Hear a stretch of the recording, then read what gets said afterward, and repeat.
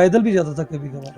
सही। तो मैं नीचे सोने, वहाँ पे क्या बेड भी अवेलेबल रहता है, तो नीचे इसलिए सोता हूँ कि आमिर कहीं तेरे में ईगो ना आए, वाह! कहीं तेरे में वो एटीट्यूड ना आए जी, जी, कि जी। तू सोचे कि तू कहाँ पे था पहुँच और गए। कहाँ पहुँचा। क्लियर है कि अगर मैं आर्मी ज्वाइन नहीं करता तो अभी जो आप यहाँ पे मुझे देख रहे हो कि इंडिया को रिप्रेजेंट करने जा रहे हैं पेरिस में, वहाँ पे डेली डेली मतलब बहुत ज़्यादा प्रैक्टिस मिली मुझे। और स्पेशली मेरे लिए मेरी यूनिट से सीओ सर 2-3 बंदों को भेजते थे कि आमिर को प्रैक्टिस करवाओ, आमिर को प्रैक्टिस करवाओ। जो सेंटर लाइन होती है, यस, सेंटर लाइन बहुत ही बेस्ट रहती है हर एक के लिए। उसको ना डूबने का खतरा होता है और ना ही ज़्यादा उड़ने का। जी।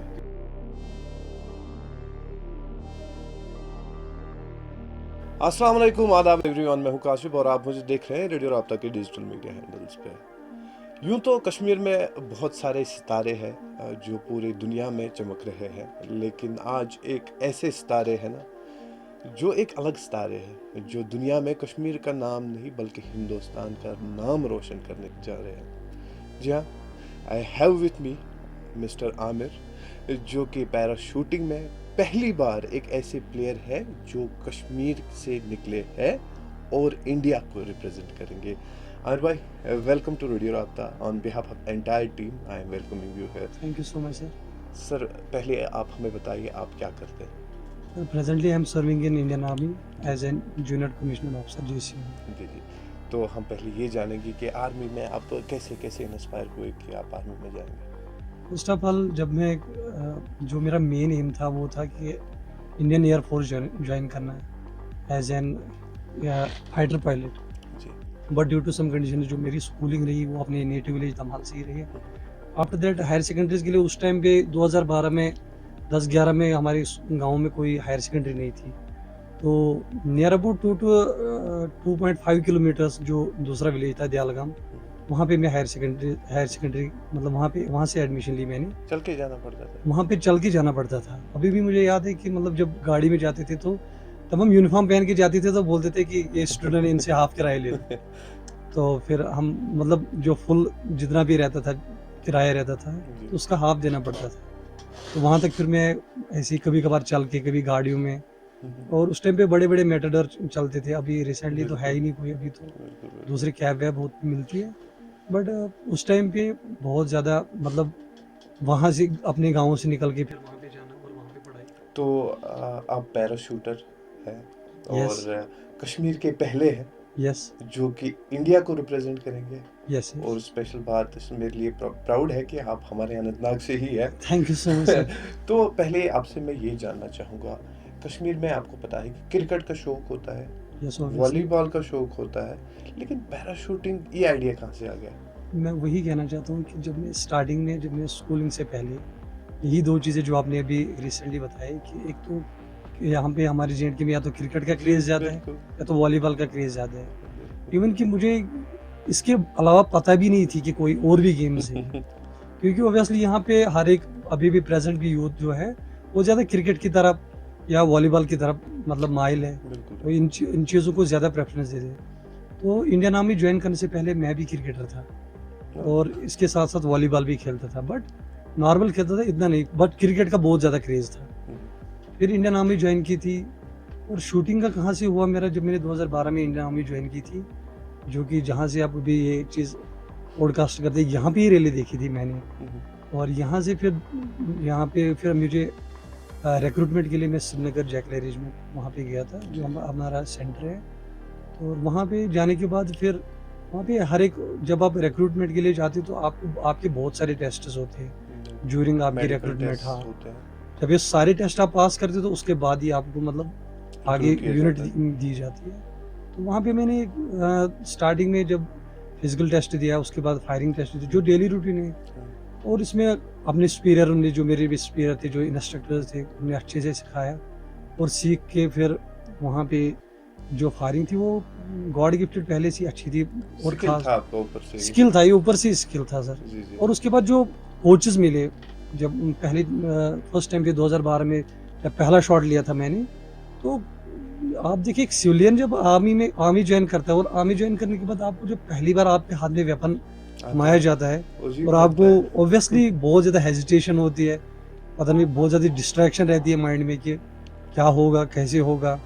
तो मैंने देखा जब मेरे साथ भी जितने भी मतलब बाकी जो रिक्रूट थे, वो किसी की गोली कहीं और, किसी की गोली कहीं और जा रही थी, बट आप ज्यादा नर्वस हो जब गए। मैं ज़्यादा नर्वस हूँ, बट जब मेरी बारी आई, जब मुझे पीछे से मतलब कमांड मिली शूट, तो जब मैंने पहला शॉट लिया था, तो मुझे अभी भी याद है 2012 जून 2012 की बात है।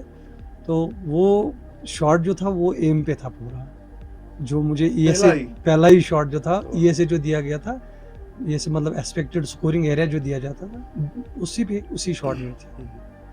और वहाँ से मैंने फिर शूटिंग को और ज़्यादा मतलब बीच में फिर मौका मिला शूटिंग करने का, शूटिंग की, और शूटिंग के साथ साथ बाकी गेमों में भी हिस्सा लिया, जैसे वॉलीबॉल टीम कैप्टन रहा अपनी ट्रेनिंग के दौरान, बास्केटबॉल टीम कैप्टन रहा। आपके पास तो सारा ही था फिर। हाँ जी, मतलब ये मैं स्पोर्ट ज़्यादा करता था पहले से।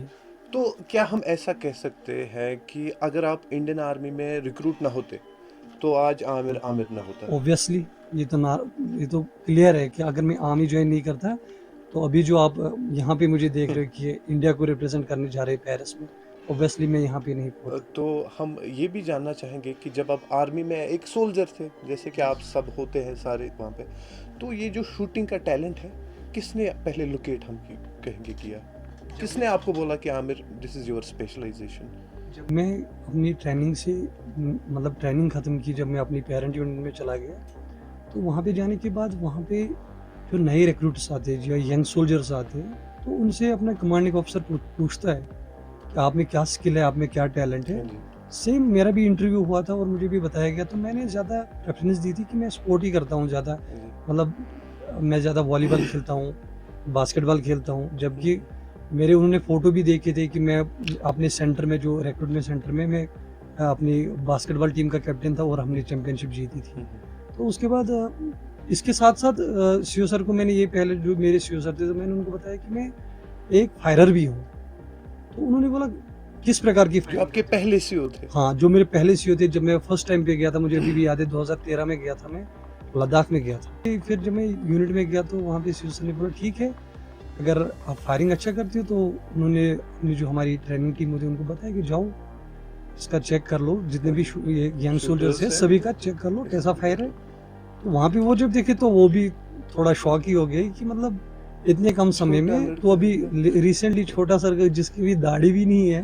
तो आपको मैं सीधा टैग करूंगा सचिन सर के साथ, क्योंकि he was also very young when he joined Indian cricket team. तो फिर उन्होंने बोला भाई ठीक है, अगर आप वॉलीबॉल भी खेलते हो, बास्केटबॉल भी खेलते हो, तो वहाँ पे क्या था, जो हमारी लद्दाख में वहाँ पे इतने ग्राउंड्स भी नहीं है कि आप वॉलीबॉल खेलो, बट फिर भी हम अपना टाइम निकाल के छोटा सा ग्राउंड बना के खेलते थे।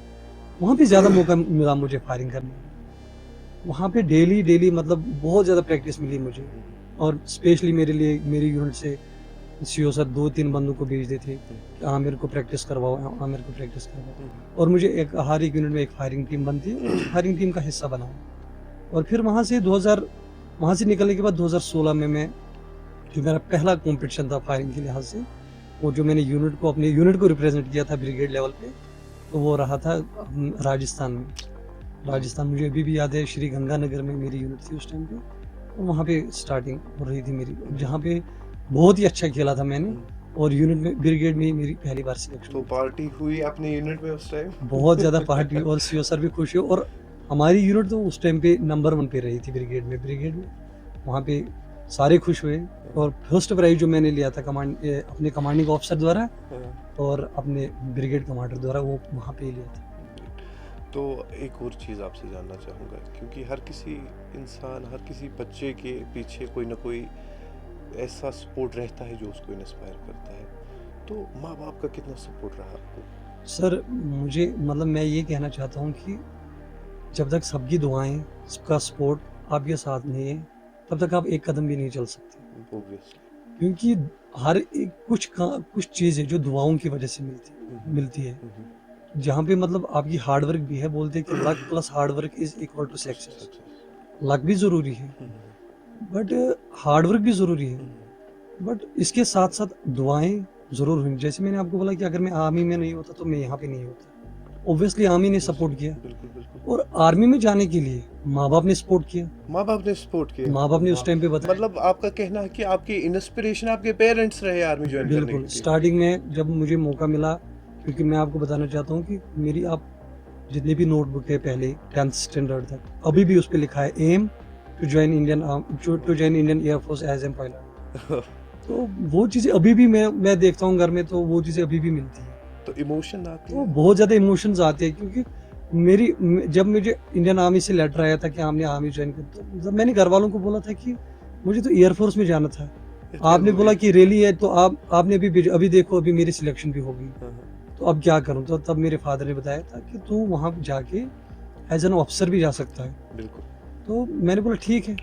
तो फिर मैंने आर्मी ज्वाइन की थी। तो फिर मैंने हमारी आर्मी में बहुत सारे कमीशन होते हैं, क्या आप कमीशन दे के आप अफसर बन। तो मेरे फादर ने मुझे बोला आप जाओ, आप वहाँ से पढ़ाई कंटिन्यू रखो।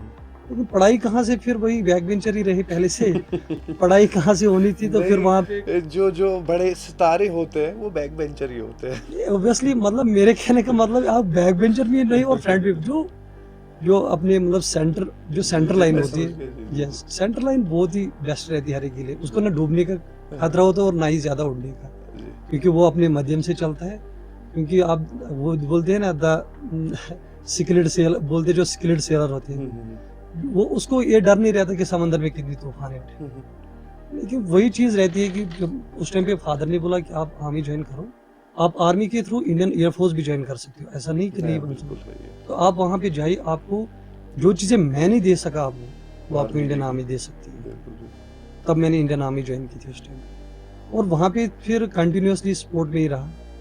फिर 2016 में जैसे मैंने आपको बताया था, पहला प्राइज लिया था अपने कमांडिंग ऑफिसर द्वारा, और 2022 में मैं पहली बार आर्मी मार्क्समैनशिप यूनिट, आपको बताना चाहूँ, आर्मी मार्क्समैनशिप यूनिट हमारी एक ऐसी यूनिट है पूरी इंडियन आर्मी में, जिसमें हर यूनिट से, पूरी यूनिट से जितनी भी फौज है, मतलब 12-13 लाख फौज है हमारी इंडियन आर्मी की, तो वहाँ से सारी फौज से टॉप कहीं एक यूनिट से एक आधा शूटर ही सिलेक्ट होता है। बिल्कुल। कहीं ब्रिगेड में एक आधा, ब्रिगेड में आपको पता ही होगा 3 यूनिटें रहती हैं, जी। तो वहाँ से एक आधा शूटर निकल के आता है। मतलब पूरी इंडियन आर्मी 13 लाख फौज से 100 से 120 शूटर सिलेक्ट होते हैं, जिनके पहले ट्रायल होते हैं वहाँ पे, और वो ट्रायल होने के बाद ही उनको वहाँ पे रखा जाता है, और वहाँ पे हर एक चीज़ की सुविधा मिलती है उसको। तो जब आप गए थे अपना, हम कहेंगे कि ट्रायल देने आर्मी में, तो उस टाइम कितने थे आप? तब मैं आई थिंक 25-26 की एज थी। और मुझे अभी भी याद है, जब मैं गेट पे पहुंचा था, तो मुझे सिविल में ही सीओ मिले थे इंडियन आर्मी मार्क्समैनशिप यूनिट के। तो उन्हें मेरे को बोला हाँ आमिर कहाँ से आया? तो मैंने उनको बोला सर वेस्ट बंगाल से आया। बोला फॉर व्हाट? मैंने बोला फॉर शूटिंग। बोला ठीक है, स्किल है? मैं बोला हाँ। बोला यहाँ पे तेरे को ड्यूटी देनी पड़ेगी भाई। मैं बोला सर ड्यूटी की तो टेंशन नहीं है, आप बताओ आपको। बोला यहाँ पे ड्यूटी देनी पड़ेगी तेरे को, और 2-3 घंटे की ड्यूटी। मैं बोला सर रिसेंटली जहाँ से आया हूँ वहाँ से 16 to 15 आवर्स ड्यूटी दे के आया हूँ, तो ये मेरे लिए कोई बड़ी बात नहीं है। बोला मुझे यही चाहिए, मुझे तुझसे ड्यूटी नहीं करवानी, मैं तेरे में विल पावर चेक कर रहा था, how much will power you have, आप पे कितना हाँ, कहते हैं ना वो दम है। दम है कितना, आपके में हाँ, आपके कितना दम है। तो फिर उन्होंने मुझे भेजा, और अगले दिन मेरा इंटरव्यू हुआ, और उन्होंने पूछा भाई कहाँ कहाँ खेले हो आज तक, शूटिंग के लिहाज से कितना पता है। तो फिर मैंने उनको बताया कि मैं एज ए मतलब डेली रूटीन फायरर था, मतलब जो हम यूनिट में करते हैं। उसके बाद थोड़ी स्नाइपिंग भी सीखी थी, मतलब स्नाइपर कंपटीशन लड़ने के लिए, मतलब स्नाइपर की ज़रूरत पड़ती है हमारी यूनिट में, तो मैं बोला वो भी रहा हूँ। और वहाँ से फिर मुझे अब सीओ सर ने यहाँ पे प्रमोट किया, बोला आप यहाँ जाइए। और उन्होंने मुझे बहुत ज़्यादा विल पावर, मतलब और गेन हुआ उस चीज़ से में मुझे। तो पहले कोच कौन रहे आपके? पहले मेरे कोच जो रहे, वो मैं ये कहना चाहता हूँ, जो सबसे पहले कोच जो मेरे रहे इंडियन आर्मी में, आप बोलना चाहते हैं या मतलब रिक्रूटमेंट के दौरान? ड्यूरिंग रिक्रूटमेंट और ड्यूरिंग इंडियन आर्मी में वहाँ कौन थे और वहाँ कौन थे? रिक्रूटमेंट में मेरे एक थे राकेश सर थे, जो जब मैं 2012 में था, अब वो फायरिंग टीम हमारी रही, तब एक राकेश सर थे, उन्होंने मतलब सिखाया, वो भी सिखाते। बहुत सारे इंस्ट्रक्टर्स होते हमारे, जो इंस्ट्रक्टर रहते, वैसे आपके लिए पर्टिकुलर एक मतलब कोच नहीं रखा जाता है। जो इंस्ट्रक्टर, उनमें सारी खूबियाँ होती है, जो हमारे रेजिमेंट में इंस्ट्रक्टर रहते हैं उनमें हर एक स्किल होता है कि कैसे ट्रेन करना एक सिविल को सोल्जर बनाने में, तो उनके पास सारी वो खूबी होती है। जी। और उसके बाद जो आर्मी मार्क्समैनशिप यूनिट में मेरे फर्स्ट कोच जो प्रेजेंट भी कोच है मेरे, वो है सूबेदार मेजर राजेश कुमार सर। और प्रेजेंटली अब इंडियन आर्मी ने मेरे लिए स्पेशली एक कोच हायर किया फ्रॉम साउथ कोरिया, किम नाम है उनका। हाँ, तो वो भी मेरे साथ ही रह रहे हैं। तो उनके साथ आपकी मुलाकात ठीक ठाक होगी? हाँ जी, उनके साथ और उनके अंडर मैंने ये रिसेंटली जो ट्रेनिंग की थी उनके अंडर भी की थी और अपने राजेश सर के अंडर तो भी। I want to know Aamir कि आपने आज तक कहाँ कहाँ पार्टिसिपेट किया, कहाँ कहाँ गए आज तक आप? सबसे पहले मैंने 2022 में वहाँ पे सिलेक्शन के लिए गया था मैं आर्मी मार्क्समैनशिप यूनिट में। और सिलेक्शन मैंने राइफल में मेरे को यूनिट से भेजा गया था कि आप राइफल में सिलेक्शन, आपकी राइफल अच्छी मतलब अच्छे शूट करते हो आप राइफल से। तो बाकी हमारे जो पिस्टल्स होते हैं वो हमारे सर्विस पिस्टल रहते हैं 9mm के।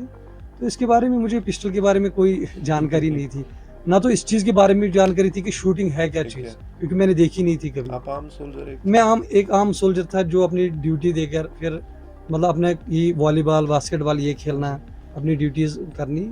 और उसके बाद मैं वहाँ पे चला गया और वहाँ पे 3-4 महीने की कड़ी मेहनत के बाद फिर बताया गया कि आमिर, राइफल में जो तेरा इवेंट है और जो तेरी कैटेगरी है, इस इवेंट और इस कैटेगरी में आप अकेले हो, तो आपको पिस्टल में आना पड़ेगा। वहाँ पे और 2 लड़के आपके साथ जिन्होंने मेरे से पहले आर्मी मार्क्समैनशिप यूनिट ज्वाइन किया था और जिनकी सिलेक्शन हुई थी पिस्टल में। फिर मैं पिस्टल में जैसी मेरे लिए एक पहाड़ जैसा सामने खड़ा हो गया, क्योंकि मैं राइफल का स्नाइपिंग से कहीं 150 किलोमीटर लॉन्ग रेंज फायरर था।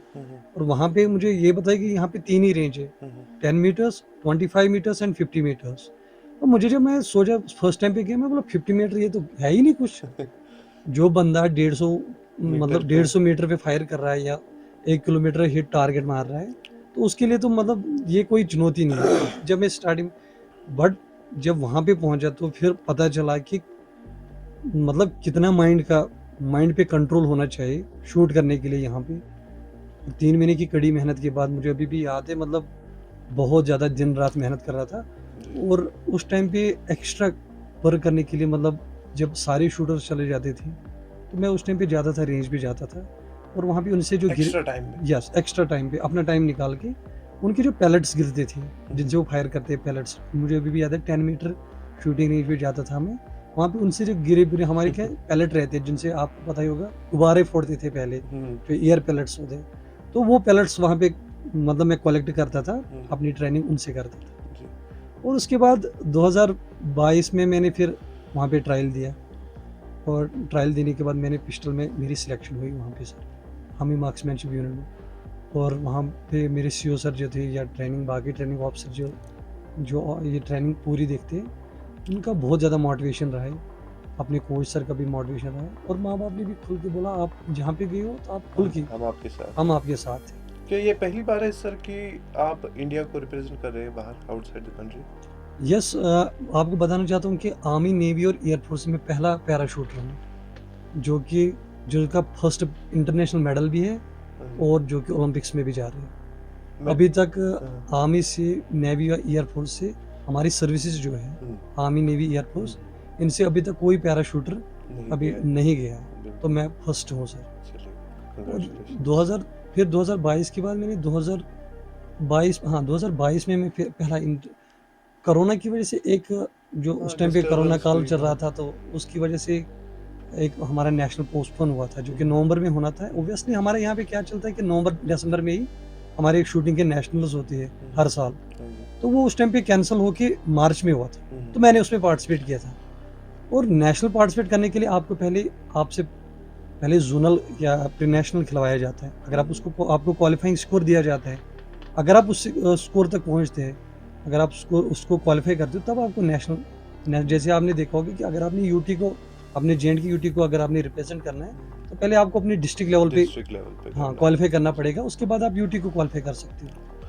तो फिर मैंने मार्च 2022 में पहला नेशनल खेला था, और जो ये पोस्टपोन नेशनल था वो मैंने खेला था, और उसमें मैंने अपने इवेंट में सिल्वर मेडल हासिल किया था।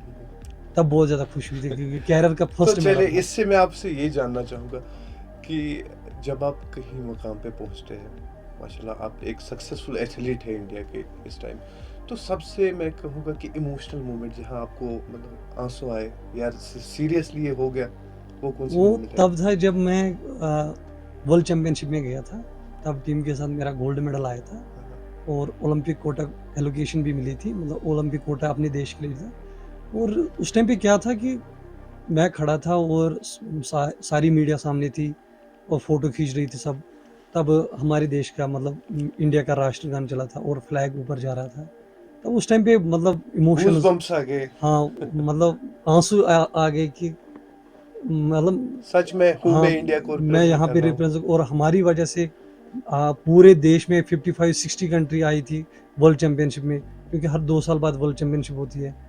तो वो उस वर्ल्ड चैंपियनशिप में आप खड़े हो और आपके देश का फ्लैग आपकी वजह से ऊपर जा रहा है, तब बहुत ज़्यादा इमोशंस मतलब उस टाइम पे। और तो आप जितना हम हो ऐसा सका, कहेंगे कि इंडिया के तिरंगे ने आपको रुलाया उस टाइम। बिल्कुल, तो इतना हो सका कि जितना हो सका उतना अपने रब को मतलब शुक्र शुक्र किया। अदा किया, बिल्कुल कि मैंने बोला रब की मदद से, क्योंकि दुनिया में ऑब्वियसली ऑब्वियसली। तब तक कुछ हो ही नहीं सकता जब तक रब की चाहत ना हो, बिल्कुल और रब के करम से आप और वहाँ तक पहुँच गए। वहाँ तक पहुँच गए। तो अभी स्कूल आप गए हो, ठीक है सर। स्कूल में 10th तक गया था, अच्छा, फिर भी फिर कोई ना 12th। कोई ऐसा टीचर होता है जो आपका फेवरेट रहता है स्कूल में, गाइड रहता है, या स्टिल अगर आप आज आपकी टीचर, क्योंकि फख्र करता होगा, क्योंकि इस टाइम न कि सारा इंडिया, कश्मीर इंडिया आप पे प्राउड फील करता है, जब आज आपके टीचर्स आपको देखते हैं तो उनका रिएक्शन सर कैसा रहता है? बहुत ही अच्छा रिएक्शन, मेरे गाँव से भी बहुत ज़्यादा मतलब जो अपने इसमें खेल-कूद में बहुत ज़्यादा इंटरेस्ट रखते हैं, बहुत ज़्यादा टीचर हैं। मैंने आपको बताया कि अगर इंसान कहीं पहुँचता है, मतलब अगर उसको कुछ अचीव होता है, तो सबकी दुआएँ होना बहुत ज़रूरी है। बहुत जरूरी है, मुझे किसी का अभी दिल भी नहीं याद है टूटा। कि मुझे लग रहा है कहीं जब मैं 6th 7th स्टैंडर्ड में था, तब मेरे एक मतलब अपने टीचर टीचर। एक थे, वो यहाँ से आते थे, अनंतनाग से आते थे, मंजूर सर नाम था उनका। तो उन वो बाइक पे आते थे। एक दिन मैंने क्या किया, मैं उन्होंने बाइक रखी तो मैंने देखी वो गंदी है, तो मैंने अपनी शर्ट निकाल के, हमारी वहाँ से एक नदी बह रही थी, उस हाँ। शर्ट से बाइक को साफ किया। तो वाह। उन्होंने मेरे को एक चीज़ बताई उस टाइम पे, बोला आमिर, एक टाइम आएगा, अभी तो खाली आपको मंजूर सर जानता है या यहाँ के स्कूल के लड़के जिनके, एक टाइम आके बोला मेरी दिल से तेरे लिए दुआ है कि तूने जो किया तो हर एक स्टूडेंट नहीं करता है। मेरे मतलब दिल से दुआ है कि तू आसमान की बुलंदियों को क्या आसमानी, मतलब तो आप वो बोलते हैं ना, तू शाही ने कर बसेरा पहाड़ पहाड़ की चट्टानों को, पे। तो सेम मतलब बोला तू वो बुलंदियाँ छुएगा जी। कि दुनिया देखेगी। क्योंकि मेरा भी ये पर्सनल बिलीफ है कि दो लोग ऐसे होते हैं जिनकी दुआ अगर आपको लग गई ना, वो होते हैं आपके माँ बाप और आपके उस्ताद। और मतलब उस्ताद भी अभी प्रेजेंटली जो हम अगर अब क्या मैं ज़्यादा सूफीज़्म को फॉलो करता हूँ। सूफीज में हम एक चीज आपसे फिर पूछना चाहेंगे, you are yes, an athlete. Yes, तो एक एथलीट के लिए मेडिटेशन बहुत इंपॉर्टेंट होती है, यस, यस। तो आप मेडिटेशन करते हैं? मेडिटेशन ऑब्वियसली करता हूँ। मतलब शूटिंग के लिहाज से जब आप देखोगे ऑल स्टार्स वो काम रहते हैं ज़्यादा। काम इन द सेंस क्या मतलब कहाँ क्या हो रहा है, इस चीज़ पे उनको कोई वो नहीं है। No focus. तो मेडिटेशन मेन रहता है इसमें कि आपको अपने माइंड पे कितना कंट्रोल है, क्योंकि जब आप इंटरनेशनल जाते हो आपके साथ 55-60 कंट्रीज़ के एथलीट्स होते हैं, जब आप वहाँ पे कम्पीट करते हो, और वहाँ पे फिर उस टाइम पे आपने खुद के मतलब इमोशंस बाकी चीज़ों पे प्रेशर पे उस चीज़ को हैंडल करना, वहाँ पे काम आती है meditation. How much you are meditated and उसके बाद आप ग्राउंड में आए, फील्ड ऑफ प्ले में आए, जी। मतलब उसके लिए बहुत ज़्यादा मेन जो रोल रहता है प्रेशर को हैंडल करने का, वहाँ पे बहुत ज़्यादा प्रेशर रहता है हर एक एथलीट के लिए। ऐसा नहीं कि मतलब जो स्टार्टिंग में जाते हैं उनके लिए रहता है, हर एक एथलीट के लिए प्रेशर होता है, और प्रेशरफुल मैच ही चलता है। पूरा जो 1.5 घंटे का मैच होता है वो प्रेशरफुल रहता है, और उसके बाद दोबारा दोबारा से क्या फिर फाइनल चलता है, जी। और वो भी 1 घंटे का फाइनल होता है, और उसमें तो हाई वोल्टेज प्रेशर रहता है, तो क्योंकि कहीं ना पीछे से आपके बहुत ज़्यादा मतलब पीछे से वो शूटिंग वूटिंग भी करते हैं, उसके बाद आप मीडिया भी आती है, कैमराज रहते हैं, सब कुछ रहता है, और उसके बाद मतलब बहुत सारे अपने देश का हर एक, जैसे हमारे देश के इंडिया इंडिया नारे लगाते हैं, बाकी देश भी, बाकी देश की बात है वो भी अपने देश का नाम। Because let me tell you, recently मैंने एक इंटरव्यू देखा एम एस धोनी का, तो जब यस, उनको पूछा गया कि आपने जो वर्ल्ड कप जीता what was the most emotional moment, तो उनका कहना था कि जब वो लास्ट के 15 मिनट थे and people in the crowd वो गा रहे थे जना गण मन अधिनायक, तो वो मेरे लिए एक इमोशनल मोमेंट रहेगा जब तक टिल माय लास्ट ब्रेथ। मैं मतलब वही मैंने बताया, जब मैं वर्ल्ड चैंपियनशिप में गया था, इसके माध्यम से मैं ये कहना चाहता हूँ कि जब मैं वर्ल्ड चैंपियनशिप में गया था, तो मेरी कैरियर की फर्स्ट वर्ल्ड चैंपियनशिप थी, अभी स्टिल मैंने एक ही वर्ल्ड चैंपियनशिप खेली है, उसमें सिलेक्शन करना वो भी मान लो एक महाभारत है, वर्ल्ड चैंपियनशिप सिलेक्शन करना, और वो भी आप 1.5 साल के अंदर वर्ल्ड चैंपियनशिप में जा रहे हो 1.5 साल की एक्सपीरियंस लेकर। लेकिन मुझे ये पता था कि 1.5 साल में कितने घंटे कितने मिनट है, और कितने घंटे और कितने मिनट आप कितने सोते थे? मुझे अभी भी याद है, जब भी मैं किसी नेशनल वेशनल में, मैंने आपको बताया कि इसमें मेडिटेशन की बहुत ज़रूरत रहती है सर। और जब आपका कल आपको पता चलता है, आपको पहले ही बताया जाता है कि कल आपका मैच है, इस टाइम पे मैच है, और उस चीज़ से क्या हर एक एथलीट को पहले ही थोड़ा प्रेशराइज्ड होता है कि कल मैच है, पता नहीं क्या होगा, ये होगा। बट मुझे अभी भी याद है, जब मेरे साथ जो एथलीट्स रहते थे वो 2-2:30 बजे मतलब वो सोते थे, तो मैं 2-2:30 बजे मेरी नींद खुलती थी। तब मैं सोचता था कि अभी तो वैसे भी नींद नहीं आ रही है, तो क्यों इस टाइम को वेस्ट करूँ। तब मैं होल्डिंग करता था, और उस टाइम पे होल्डिंग कर मैंने बहुत बार ऐसा किया है, इंटरनेशनल में भी और नेशनल भी। और इंटरनेशनल की बात अगर करें तो मैं आज तक कभी बेड पे सोया ही नहीं, कभी नहीं सोया बेड पे। अवेलेबल भी होता है, अवेलेबल भी होता है, 5 स्टार होटल भी मिलता है। मतलब आपके क्रिकेटर अगर जाते हैं यहाँ से, चाहे कोई भी टीम जाती है इंडिया की तरफ से, ऑब्वियसली उनको तो हाई सिक्योरिटी भी मिलती है, हम वजह जान सकते हैं। और आमिर बेड पे वजह क्यों एक ही है, आमिर इसमें बेड पे नहीं सोता, क्योंकि जहाँ से आप मतलब मैं अपने बेसिक को याद रखना चाहता हूँ। क्योंकि मुझे अभी भी याद है, जब मैं 12th में पढ़ता था, मैं इंडियन एयरफोर्स ज्वाइन करना चाहता था। उस टाइम पे क्या था मेरे लिए, एक चैलेंज बन गया था कि पढ़ाई। कैसे चैलेंज बन गया?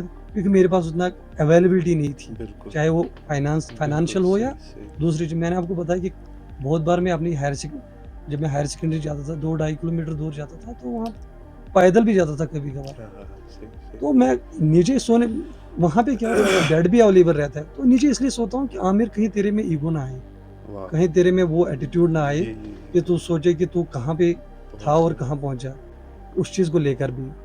और हाँ, इस चीज़ को लेकर मैं मतलब बेसिकली वहाँ पे, और हमारी शूटिंग में क्या रहता है कि आप जैसे मैंने बोला, ये मेंटली गेम है, ज़्यादा इस पे फोकस रहता है कि बंदे का दिमाग, मतलब बोलते हैं ना, शरीर से थका हुआ बंदा फिर भी मतलब मूवमेंट कर सकता है, लेकिन जो माइंड से थका हुआ था वो तो मुझे नहीं लगता कि वो फिर।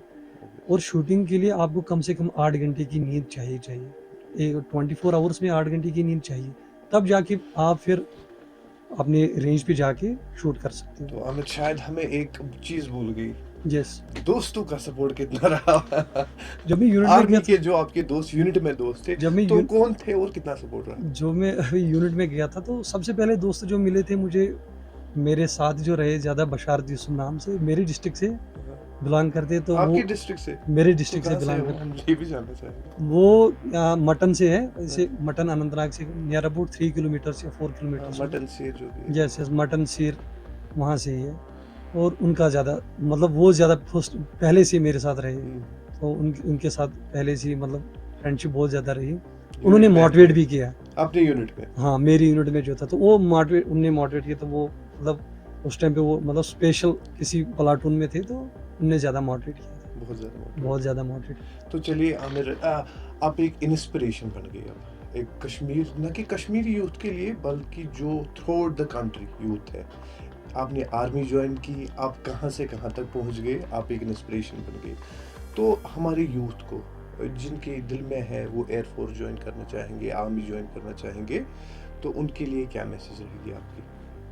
मेरी मैसेज यही है सर कि जो भी मतलब इंडियन आर्मी ज्वाइन करना चाहता है या इंडियन एयरफोर्स ज्वाइन करना चाहता है, मतलब जो जहाँ पे मैं अभी खड़ा हूँ, ऑब्वियसली ये तो मुझे आर्मी ने ही दिया यहाँ तक, मतलब यहाँ तक पहुँचो तो आर्मी ने ही पहुँचाया।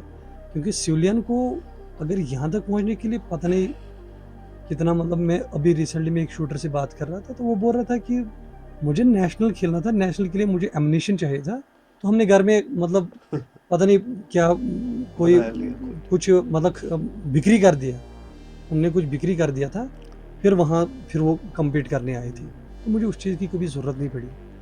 मतलब अपनी यूथ के लिए यही मैसेज है, जब ये बताना चाहता हूँ, जब मैं छोटा था तो हमारे साथ बहुत सारे लड़के क्रिकेट खेलते थे, मेरे साथ भी खेलते थे क्रिकेट। उस टाइम पे उनका मतलब मैंने हमेशा अपने JNK में एक चीज़ देखी, यहाँ पे ज़्यादा फोकस रहता है पढ़ाई, अब पढ़ाई करो, अब पढ़ाई करो, अब पढ़ाई करो, एवरी टाइम पढ़ाई, क्योंकि मुझे फादर ने, मदर ने, सभी ने, घर में बड़े भाई ने खुला छोड़ा था, आमिर तू कर, तुझे जो करना है तू कर, खुला इंतजार किया, तू पढ़ाई में भी ठीक पढ़ रहा है। और उसके बाद जहाँ भी तुझे स्पोर्ट के लिहाज से तू क्रिकेट खेलना चाहता है, कोई और वॉलीबॉल गेम करना चाहता है तो आप जाइए। वो जो मेरे साथ लड़के खेलते थे उनका फादर जैसे ही वो ग्राउंड से कहीं गुजरते थे या उस ग्राउंड में आ जाते थे, तो वो खेल का मैदान नहीं छोड़ते थे। डरते थे अपने फादर से, वो बोलेंगे कि तू पढ़ाई क्यों नहीं कर रहा है इस टाइम। ये सही है। जबकि उसने उन पेरेंट्स को भी जबकि बताइए उस बंदे ने मैसेज। सुबह 9 बजे से लेकर 4 बजे तक वो पढ़ाई कर रहा था स्कूल में, हम्म, और 4 बजे के बाद फिर उसको मौका मिला था अपने मतलब जो उसके अंदर स्पोर्ट्स स्किल था उसको थोड़ा दिखाने का, और उसके बीच में भी उसका फादर बोलते आप जाओ और पढ़ाई करो, और वो उस चीज़ को रेस्पेक्ट का नाम देते थे। मैं फादर को रेस्पेक्ट करता हूँ, बट मैं नहीं मानता हूँ कि वो चीज़ रेस्पेक्ट होती है, क्योंकि रेस्पेक्ट तब है आप आपके अंदर जो चीज़ है, आपके मदर फादर ने आपको कल्टीवेट किया है हाँ, आपने। आपके अंदर जो चीज़ है आप दिखाए अपने फादर को। अगर आपका फादर है तो आपके लिए ये रेस्पेक्ट है कि 2-4 अगर आप क्रिकेट खेले 5-6 छक्के मारिए और बहुत अच्छी हुनर दिखाइए, और ताकि आपके फादर भी इंस्पायर हो आपसे कि हाँ मेरा बेटा कुछ कर रहा है, मेरे अपने बाप का नाम रोशन, वो सबसे बड़ी रेस्पेक्ट है। तो at the end through radio राब्ता आपके जो भी कोच रहे हैं, चाहे इंडियन आर्मी से हो चाहे उसके बाहर से हो, तो क्या अब एक थैंक्स नोट देना चाहेंगे उनको रेडियो राब्ता के through yes, I am very too thankful to Indian army, everyone. To the unit, और यस जो यस, भी आपके कोच है? सबसे पहले I am very thankful to my unit, जो कमांडिंग ऑफिसर थे उनको देना चाहता हूँ। उसके बाद पूरी यूनिट को देना चाहता हूँ। सारी यूनिट जब भी मेरा कंपटीशन होता है सारी यूनिट दुआएं करती है। इवन कि मेरा गांव, सब पूरा गांव, जितने भी मेरे गांव में जो मिलते जुलते हैं सभी दुआएं करते हैं। सबकी दुआएं मेरे साथ, मैं सभी को दिल से, अपने मदर फादर, इवन कि मेरी रिसेंटली मैरिज क्या बोलते एंगेजमेंट हुई है, तो अभी जब मैं चैंगवांग गया था तो उनका भी ऐसा नहीं कि मैंने आपको बोला कि इसमें ज़्यादा मेंटली बंदा Support फ्री होना जरूरत है चाहिए, तुम्हें। मेंटली सपोर्ट, तो वो बहुत ज़्यादा मेंटली सपोर्ट तब से रहा जब से एंगेजमेंट हुई है। चले तो तो behind every successful man there is a hand of a woman. Yes yes yes, तो उन्होंने भी बहुत ज़्यादा मतलब वो अभी प्रेजेंटली टीचर है एक प्राइवेट स्कूल में, तो उन्होंने रिसेंटली एमएससी ज़ूलॉजी ख़त्म किया था जो कि जालंधर से किया था, तो उन्होंने भी, उनका बहुत ज़्यादा सपोर्ट रहा इस माध्यम से, क्योंकि आप जब एक अनजान आदमी आपकी लाइफ में आता है तो उसको पता नहीं होता कि ये क्या है। जब मैंने उनको समझाया ऐसे से, तो उन्होंने बोला मैं हमेशा आपके साथ हूँ, और आप अपने देश, अपने मतलब माँ बाप,